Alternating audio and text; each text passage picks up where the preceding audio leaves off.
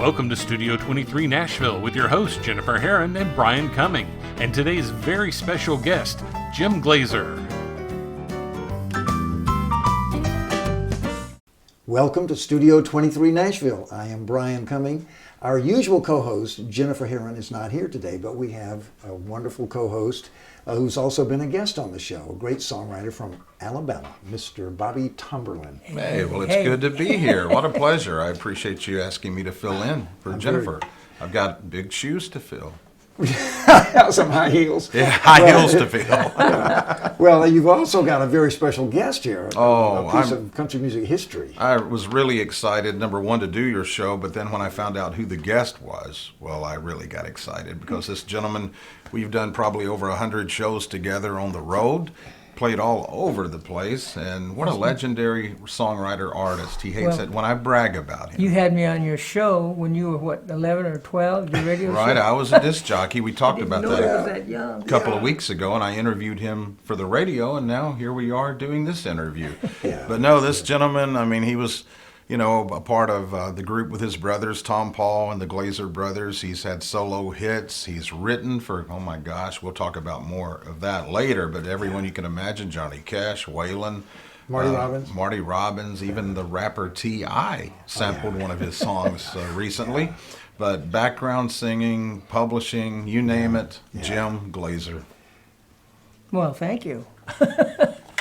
I was sitting there thinking, have I done all that really? I don't remember most of it. Well, it all started on a farm in Nebraska. That's right. My daddy had a 1,200-acre farm, and it was a farm, too. It wasn't a garden spot. It was the way Daddy took care of it, but it was a working farm. And So you did a lot of plowing and tractor and we all had chores morning and night, taking care of the animals. And my job was taking care of the chickens.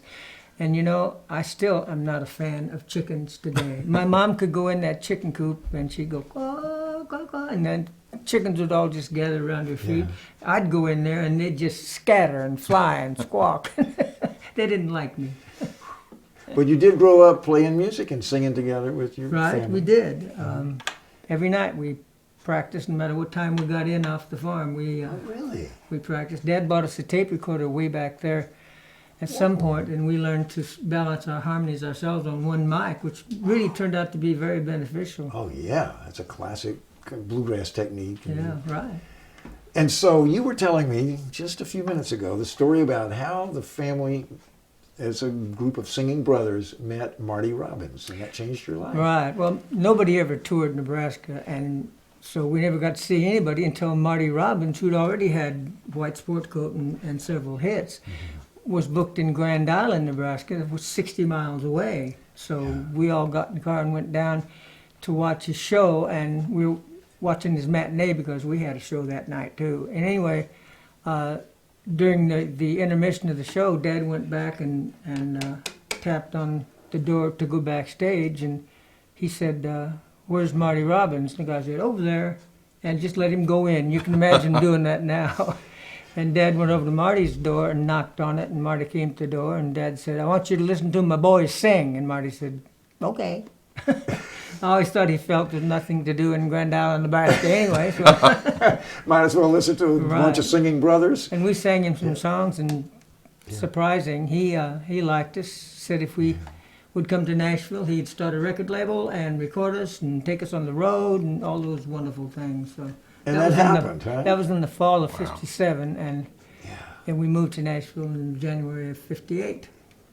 And you were on the road with Marty? Yeah, right away. I remember one of those first trips, we were driving, Marty traveled in two cars, and I was in the first car with him, and I was looking out the window. We were in Arkansas, and I saw all the fields and everything, and it was getting close to evening, and I thought, if I was on the farm, I'd have to go take care of those chickens. But I don't have to take care of those chickens anymore. It's a great feeling. Great. That is great. So the Glaser brothers were a backup group for Marty, vocal group. Right. We opened his show, and we did backing on a song or two. And after we sang on El Paso, then we had that in the show as well. Oh yeah. Now you were telling me that while you were riding in the car with Marty, he was sharing with you the early ideas for El Paso. Right. Well, he didn't write them in the car. He wrote them at home. But then we'd get in the car and head out on the road, and he'd sing us the latest verse or whatever. It took Yeah. him a long time to finish it, Yeah. and I didn't really know how it was going to turn out. I was kind of hoping Felina would get shot in the end of it, but he didn't. And Bobby Sykes was in the car, and he and I put harmony on everything Marty would sing, and Marty liked it, and so we got to do the session, you know. Oh, that's great. That's great. And you were also telling us that when El Paso was released, that you had the B-side of that song. Tom Paul and I had the B-side, a song called Running Gun. And in those days, you know, if it came out on a 45 RPM record, and there was the big song on the A-side, and then the one nobody ever heard of on the B-side. But the B-side sold as many as the A-side. Yeah, there's something about the physics of vinyl there. Yeah. It worked really well. Well, I think that's called Running Gun. Yes. Why don't we play it? All righty. Tom Paul called me into the room one night. It's when we lived in a house out in Goodlettsville, and he said, "Help me with this song." And he sang me like a little of it, and so we finished the song. I rode out of Kansas City going south to Mexico. I was running, dodging danger, left the girl that I loved so. Far behind lay Kansas City and the past that I had earned. 20 notches on my 6-gun marked the lessons I had learned. Many times I sold my fast gun for a place to lay my head, till the nights began to haunt me by the men that I left dead. Couldn't stand it any longer with this life that I'd begun, so I said goodbye to Jeannie and became a running gun. I rode into Amarillo as the sun sank in the west, my thoughts in Kansas City with the girl that I loved best. How I smiled and kissed her gently and then turned away to go. Said I'd send for her to meet me when I reached old Mexico. I had barely left the saddle and my foot just touched the ground, when a cold voice from the shadows told me not to turn around. Said he knew about my fast gun, knew the price paid by the law, challenged by a bounty hunter, so I turned around to draw. Well, I knew someday I'd meet him, for his hand like lightning flashed, my own gun still in leather as his bullet tore its path. As my strength is slowly fading, I can see him walk away, and I know that where I lie tonight, he too must lie someday. Now the crowd is quickly gathering, but my eyes are growing dim, and my thoughts return to Jeannie and the home that we had planned. Oh, please tell her, won't you, mister, that she's still the only one. But a woman's love is wasted when she loves a running gun. A running gun. A running gun. Bum, bum. Oh, man. Studio 23 Nashville presents Studio 23 Nashville Live, November 10th at World Music Nashville, featuring 2010 European Album of the Year and 2015 Country Music Association of Texas Artist of the Year, Bobby Marquez. Singer-songwriter extraordinaire Steve Kahn.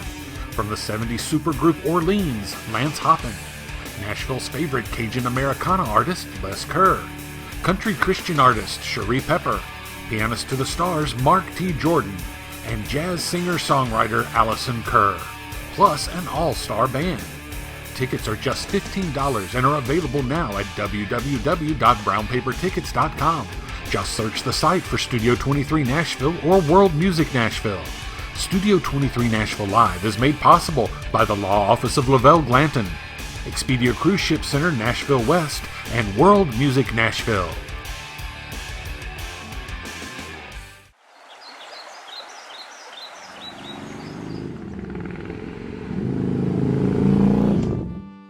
Hickman County, Tennessee. It feels a lot like home, or how home should feel.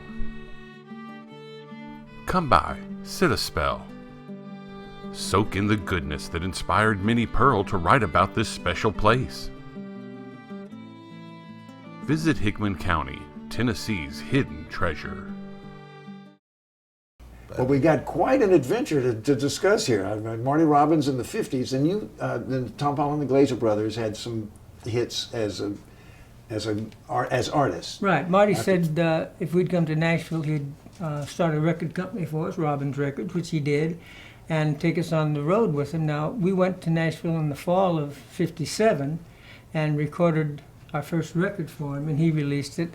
And that same fall, the who is it?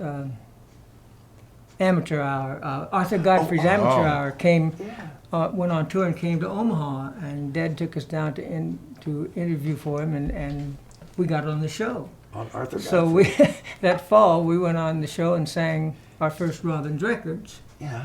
And then in January we moved on down to Nashville.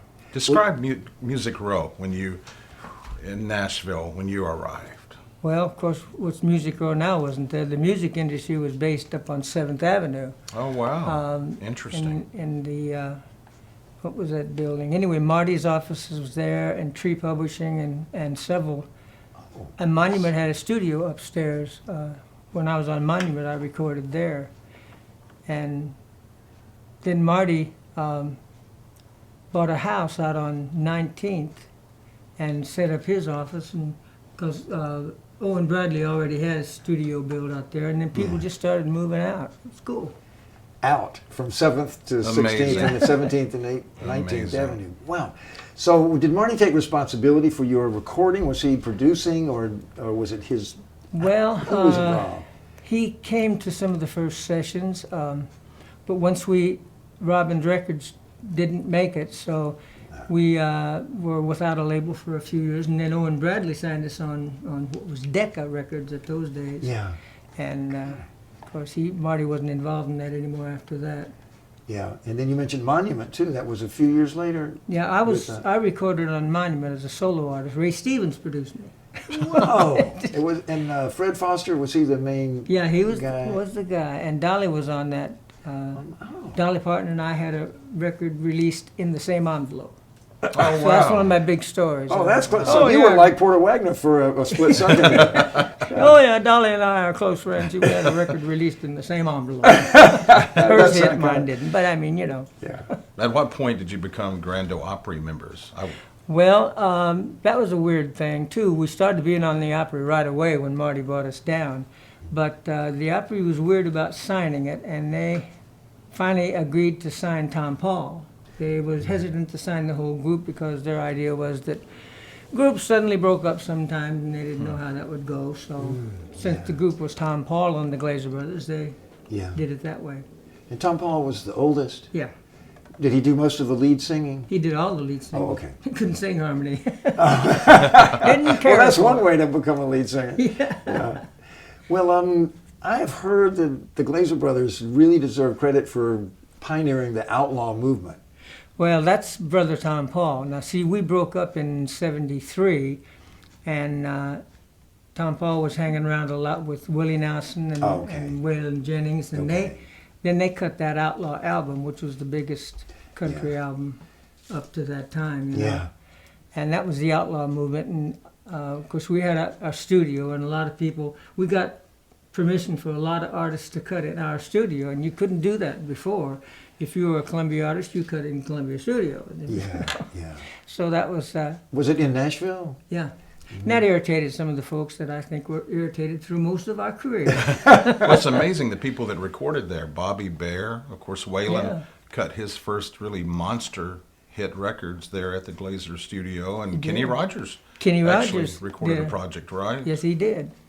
And you had quite a group of characters too. Like who's the one guy, Kinky Kinky Friedman? Friedman, He yeah. actually My recorded brother there. Chuck managed him, and he did his first projects there.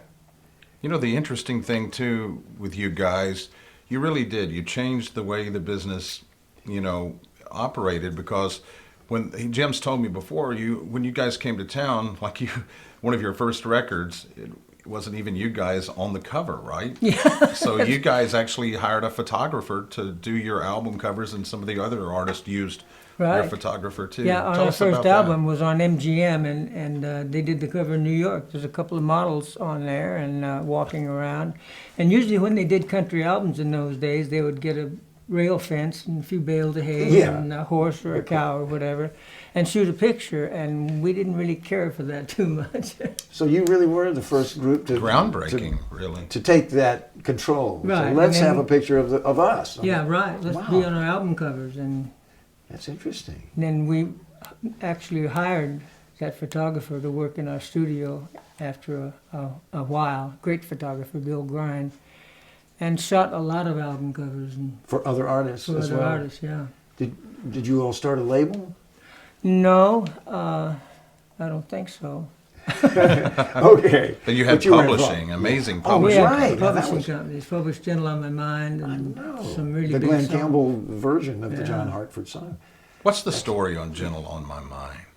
Well, it depends on who you talk to, I suppose. But my story, mine and my wife, Jane, we got together with John Hartford and his wife and went to see a movie. Jane probably remembers what movie it was. And we came back home, and I remember we dropped them off at where they lived, and we went on home. And I learned the next day that Hartford got out his banjo and wrote 2 songs. One of them was Gentle on My Mind, and the other was one called The Simple Thing Is Love. And of course, I went home and went to bed. I always wondered about that. And he recorded it before Glenn Campbell, though. Yeah, right? he had a single, and he and Jerry Reed actually traveled around promoting the single record. Really? You could do that in those days, go to Wow. radio stations. And But then, of course, You mean- Glenn Campbell, I mean, Oh, it yeah. just became then his... he, that's one of those signature things song. we didn't know about until it came out, and that's always a nice surprise. You know? You were the publishers of the song and didn't Yeah. know that Glenn Campbell had Well, it's recorded the it? same thing with Gary Puckett and Union Gap. Oh, yeah, another great. They cut a song, we didn't know anything about it. That was Woman, Woman. Yeah. That until you it- co-wrote with Jimmy Jimmy Payne, Payne. Yeah. It's So amazing, bad. your songwriting. I mean, a Yeah. lot of people they don't realize how many legendary artists recorded Jim's songs. I mean, Johnny Cash, Marty Robbins, Waylon Jennings, Engelbert Humperdinck. Really? My gosh, the group Wilco, Oh, the you pop just group said, Wilco, yeah. Connie Smith, Skeeter Davis, Liz Anderson. Liz Anderson, Yeah. right. And Skip, yes. you know, one I always loved was the Warner Mac song, Sitting in an All-Night Cafe. What's the story on that song? Well, we were leaving for a date in Port Huron, Michigan after the opera. And I know we were touring at that time in my little gray Comet, which I don't see how we got all the people and their luggage and everything in it. But Warner Mac called and said, hey, I'm working that date too, can I ride up with you? So we all crammed in the car and took off after the opera. And I was driving, and I remember still where I was up, a couple hours outside of Louisville when I was listening to the radio, and all the songs seemed to be guys singing about having lost their woman and were drinking in some bar. And I thought, I wonder what you do if you lose your woman and you don't drink. And so just as a joke, I wrote All Night Cafe, and the next morning when I had it finished, we pulled into a truck stop. Tom Paul had to use the bathroom, and I said, hey, Warner, listen to the song. And I sang it thinking it was funny. And Warner said, I'll cut that song. Wow.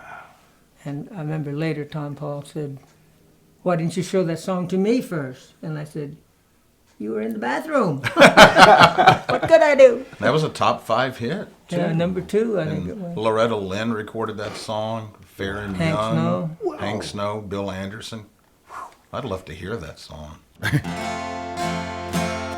Sitting in an all-night cafe in a booth back in the corner, making paper wads from napkins, throwing toothpicks on the floor.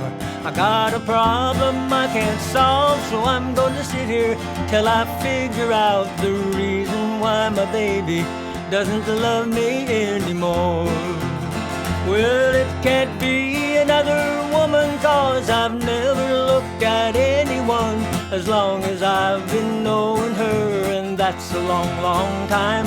Drank so many cups of coffee, bet you that I get an ulcer sitting in this all-night cafe with my baby on my mind. Sitting in an all-night cafe, listening to the jukebox playing. Overheard a waitress saying, wonder why he don't go home. Bet my baby's out with someone, laughing, dancing, and romancing. I'll bet she never thinks about me, sitting here alone. Well, it can't be another woman, 'cause I've never looked at anyone as long as I've been knowing her, and that's a long, long time. Drank so many cups of coffee, bet you that I'll get an ulcer, sitting in this all-night cafe with my baby on my mind. Sitting in this all-night cafe with my baby on my mind.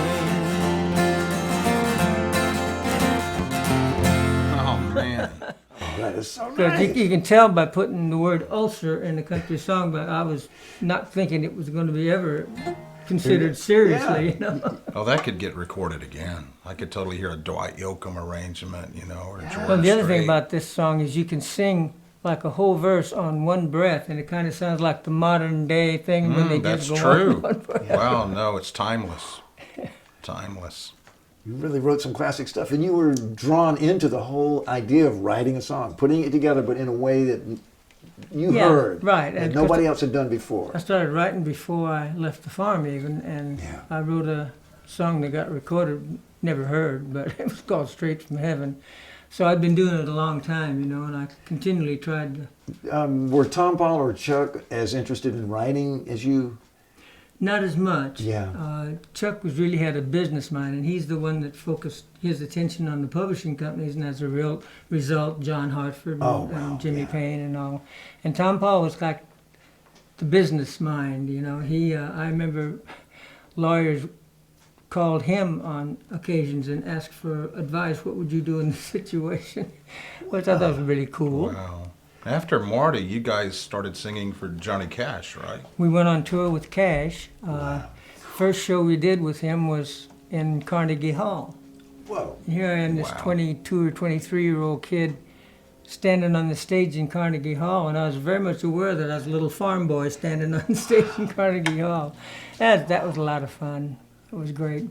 Whoa. You were at the Ring of Fire recording session Right. too, right? Then Unbelievable history. Johnny right? Cash, you know, was recording at Sun Studios in Memphis, and he had that sound. And when he came here and moved to Columbia, his records didn't have that sound.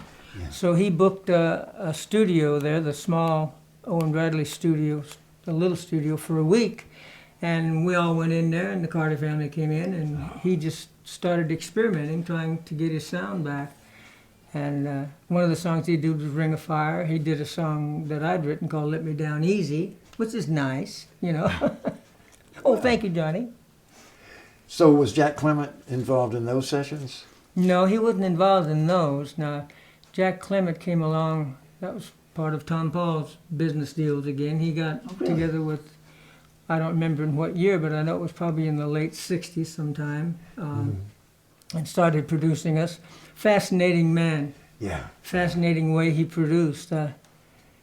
We'd be overdubbing, especially Tom Paul, when he'd have him redo his solo voice. Yeah. And he'd do it, and he'd say, okay, do it again. And after about 10 times of doing that, I got to wonder, what did he do wrong? Okay, take it again. But he came out with really great sounding records. Yeah.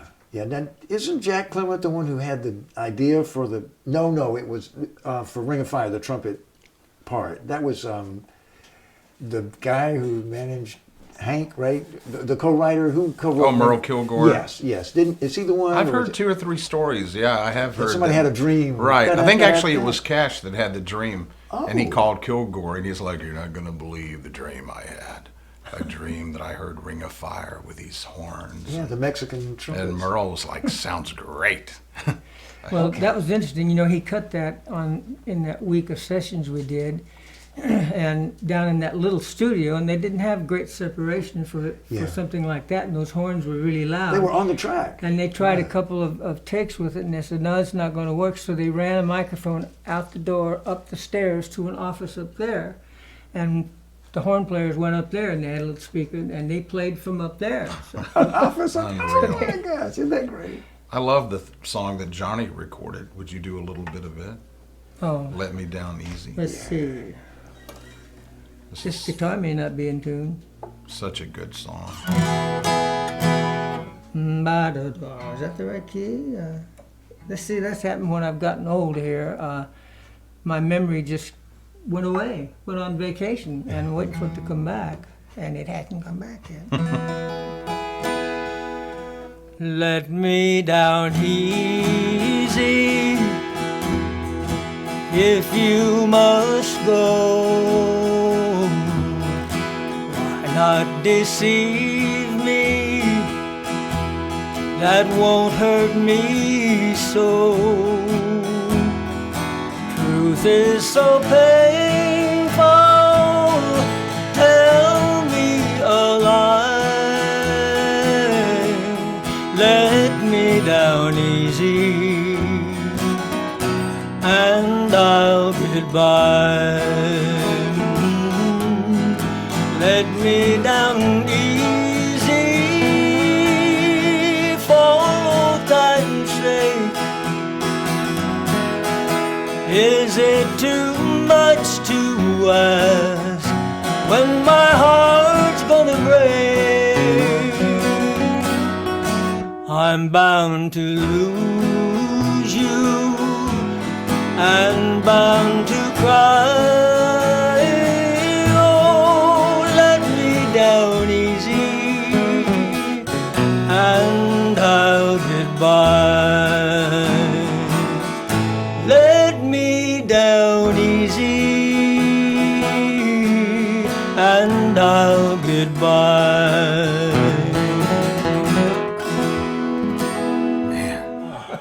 I don't know whether you noticed or not, but one thing happens to your voice as you get older, you lose notes off the top, Yeah. and you also lose some off the bottom. So that song was supposed to be, let me down easy, and I can't do it anymore. So. Boy, But Johnny could do it. Sounded great, and he did the Marty Stewart TV show a couple of years ago, and you sang that song on the show. he asked for that song. And I love the story where Marty gave you this gift from down at Manuel's. I just thought that was the coolest thing, the He suit. did. He said, he sent me down to Manuel's. He said, I want you to get a suit. And I thought, well, I'll be working with him a lot. I'll go get it.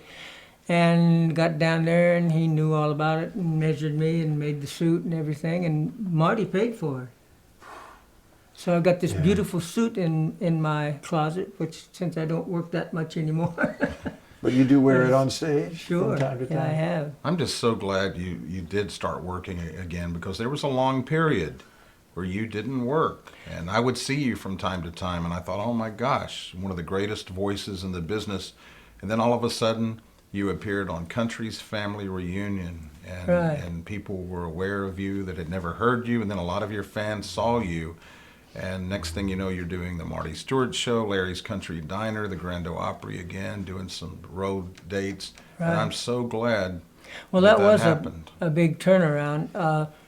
When I lost my record contract in the late 80s, I couldn't get another deal. I'd call people that I knew well, and I said, I just had a chart record. Yeah, I know, but our label doesn't want us to hire anyone younger than 28. Well, what was it? Older than 28. Older I guess than they were trying. 28. That's when they were trying to make country music appeal to teenagers, and it made me think of when I was trying to get a deal back in the '60s. They said we're not signing anybody younger than 28. So, It came around. so then there wasn't any Yeah. place for me to work. There wasn't any interest. And then by the late '90s and going into this century, people were missing the old country, and Yeah. classic country became a type of music and radio stations, and I started getting called, and I said, yes, I will work. So glad that happened. Yeah, it's been great, really, and for all the country fans that loved that kind of country, for them to have a source of that music again, you know. Yeah, yeah. Great. Now you had, during this very illustrious career, a #1 country single that no other Glaser brother achieved that particular distinction as a solo artist. Yes, true. Do you still do that song? You know, I thought today when I was getting ready to do the show, I thought I really should, and I don't remember the lyrics to it anymore. You're getting to me You're again. getting to me again. Number one, independent label, unheard of at that time. Really? It never got the Congratulations. response on shows. Not and the other Yeah. one that followed it, If I Could Only Dance With You, got played a lot more and remembered a lot more. So when people didn't remember it on the shows, I just stopped doing it. Boy. I can't get over too how many hit records you've sang background on. John Snyder, you know, from the Dukes of Hazzard, Yes. he had several number ones, and I heard him say the other day, yeah, Jim Glaser sang the harmony with me on my number ones. I've been around enough to know, and Country Girl. But you sing harmony with, wow, Lefty Frizzell, George Jones, Hank Williams Jr., right? Right. And And then I worked in vocal groups too. and Elvis. In with the group. You're- We were supposedly on an Elvis session. Now, that didn't manifest itself until about 3 or 4 years ago when I started getting royalties for being on that session. Oh, wow. And so I'm checking that out. I'm still not sure that that's the way that was, but it'd be great. I mean, Elvis was an amazing star. Wow. So you're saying you don't remember if you did a session with Elvis or just No, I the don't remember particular doing song? it, but there's a lot of people I don't remember doing. The sessions. thing is, though, It would have been overdubbed, you know. Overdub. Okay, would've where he been wasn't there. yeah, I know Sylvia, her big first hits, you sang harmony Yeah. on Drifter and Tumbleweed. She used to do background sessions too. We worked in a group for other artists too. Studio 23 Nashville presents Studio 23 Nashville Live, November 10th at World Music Nashville, featuring 2010 European Album of the Year and 2015 Country Music Association of Texas Artist of the Year, Bobby Marquez. Singer-songwriter extraordinaire Steve Kahn. From the 70s supergroup Orleans, Lance Hoppin. Nashville's favorite Cajun Americana artist, Les Kerr. Country Christian artist, Cherie Pepper. Pianist to the Stars, Mark T. Jordan. And jazz singer-songwriter Allison Kerr. Plus an all-star band. Tickets are just $15 and are available now at www.brownpapertickets.com. Just search the site for Studio 23 Nashville or World Music Nashville. Studio 23 Nashville Live is made possible by the Law Office of Lavelle Glanton, Expedia Cruise Ship Center Nashville West, and World Music Nashville. Straighten up and find a right. Now available, Come Out Swingin', the new CD by the Brian Cumming Jazz Quartet.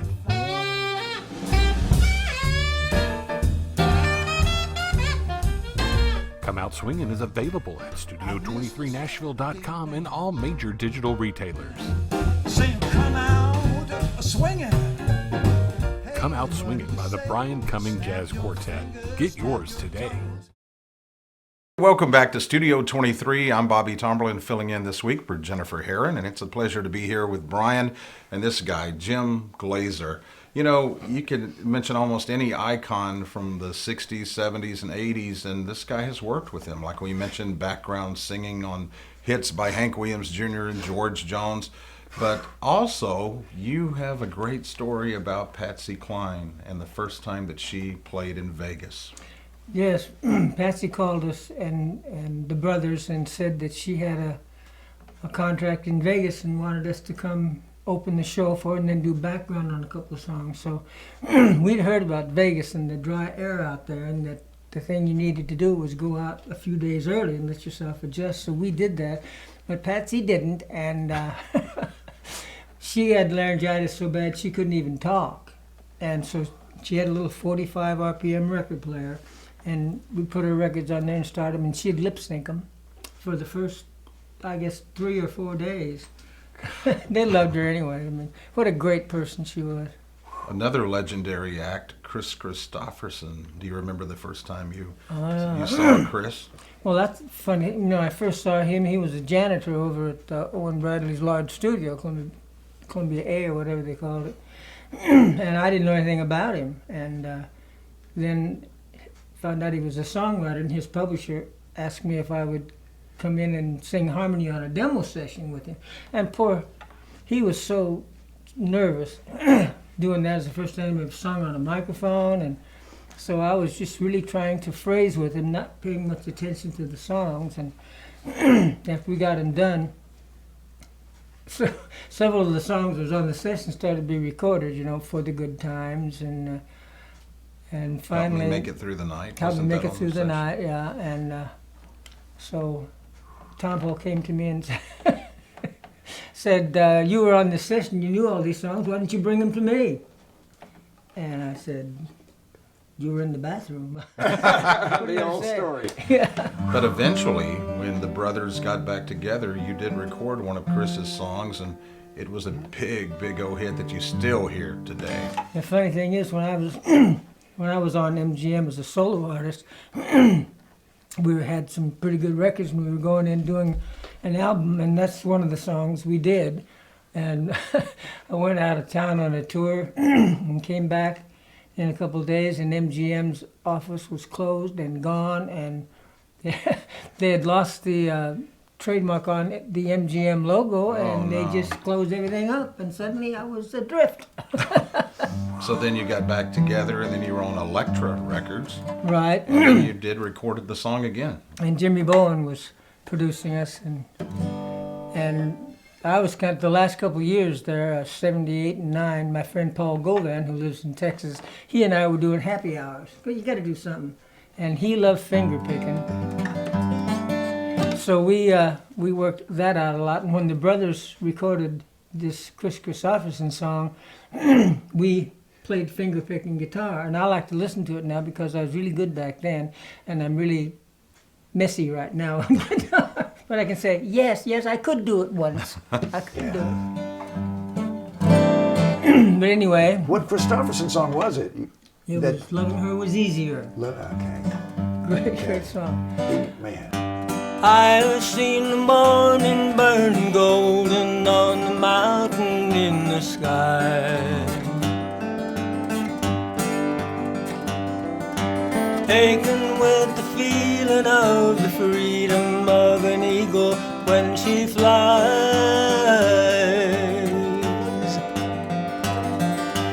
Turning on the world the way she smiled upon my soul as I lay dying.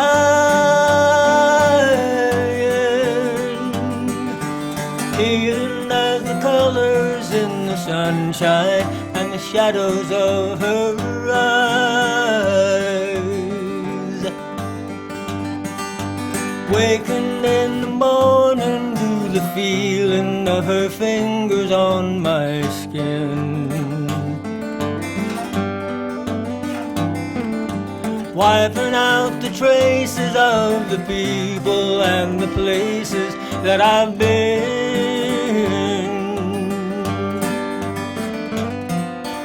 Teaching me that yesterday was something that I never thought of trying.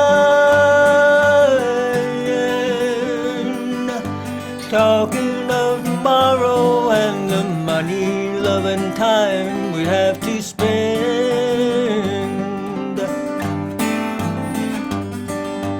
Loving her was easier than anything I'll ever do again. Coming close together with a feeling that I've never known before in my time. She ain't ashamed to be a woman, she ain't ashamed to be your friend.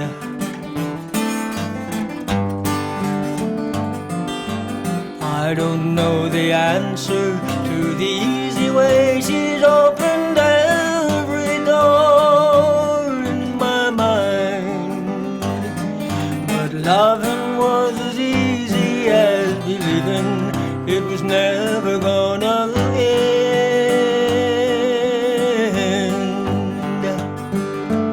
Loving her was easier than anything I'll ever do again.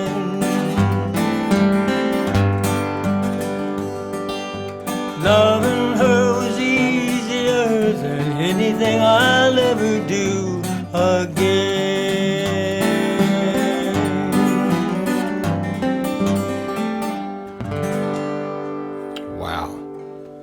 And of course, my fingers went on a trip while I was singing that. I think you did. I think they did just fine.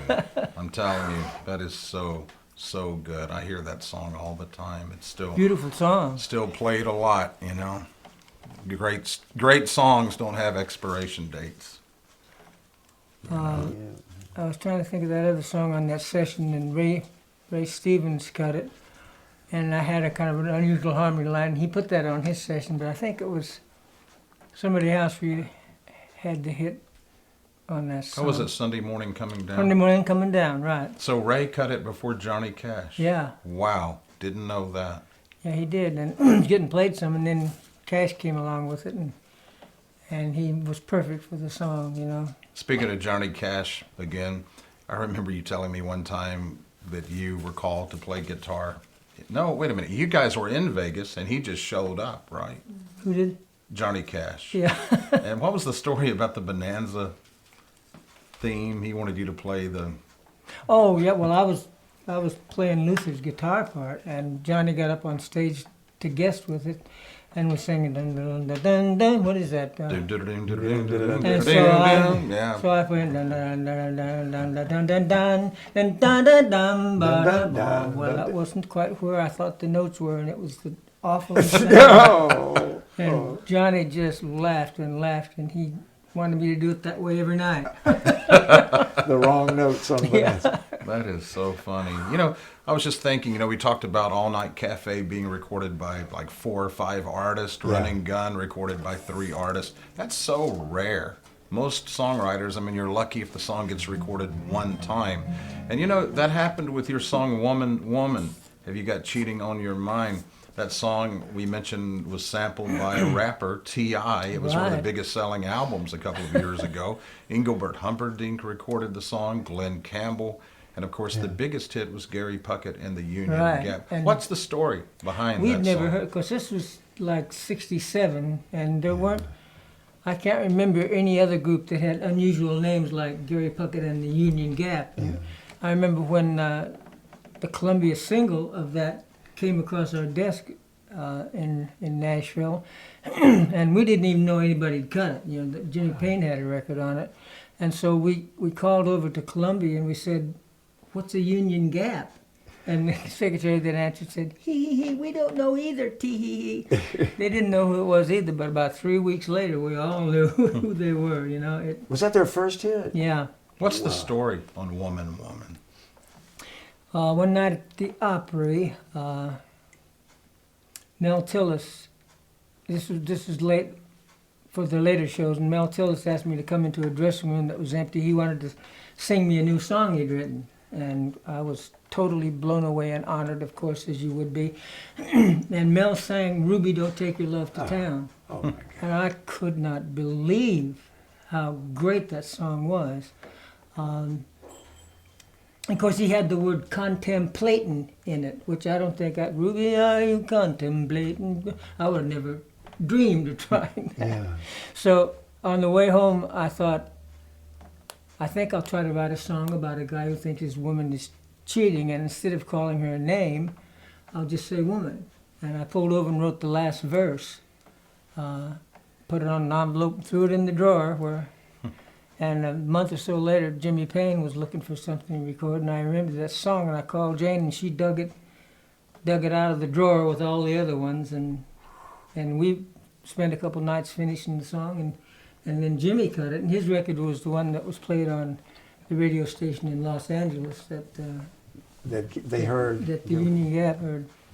Did Jimmy start with the chorus the way the Gary Puckett version? Did he go, "Woman"? Well, I should just jump in and say something really confidently, and I don't remember if he did or not. You're confident about that? I think he did though start with it, and that's the kind of thing that would be a producer's choice. Yeah, You know, yeah. I know Owen did that when I was on Deccan MCA. He sometimes on the songs would have the title line first, you know, if it worked. I actually saw Jerry Fuller, the producer of the Union Gap, at Glenn Campbell's memorial service. And I had never met Jerry, and I introduced myself and told him that I had, played some shows with you. And he said that Glenn Campbell was with him the day that they heard Jimmy Payne's version on the radio. He said they actually went to the radio station. I heard they did. They went to the radio Glenn station. and Jerry Fuller went to the radio station In L.A. In L.A. to find out. and got the actual copy. Got a copy of Said it. we want this record,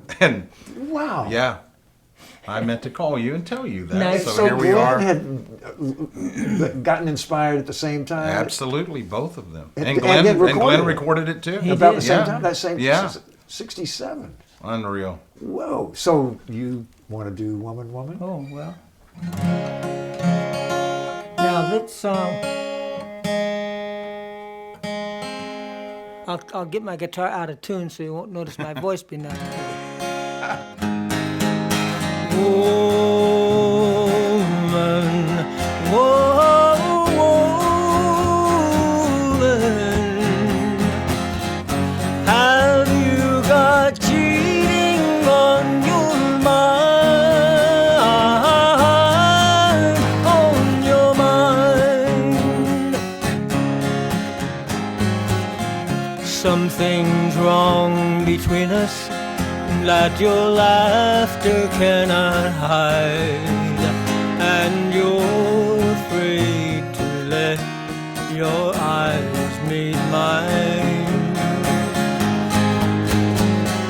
And lately, when I love you, I know you're not satisfied.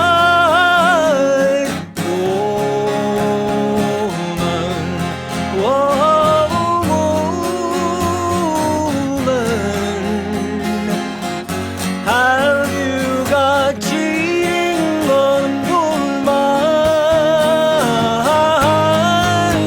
On your mind.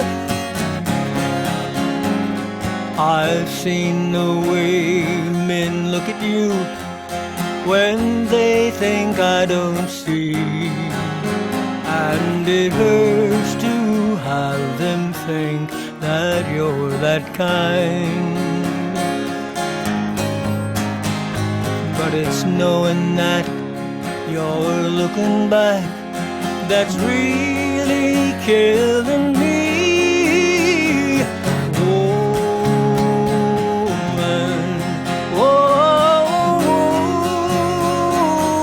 woman, have you got cheating on your mind? On your mind. A woman wears a certain look when she is on the move, and a man can always tell what's on her mind. I hate to have to say it, but that looks all over you. Woman,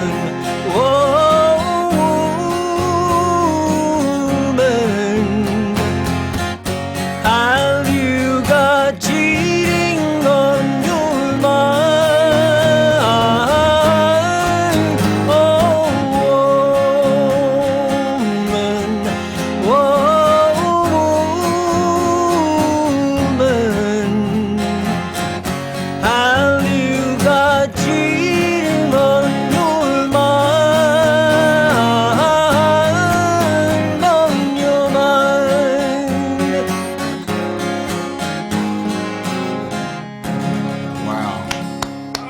Wow. Could you see the cough drop in my mouth? Wow. Forgot to take the cough drop out. I've never seen him perform that song when he hasn't received a standing ovation.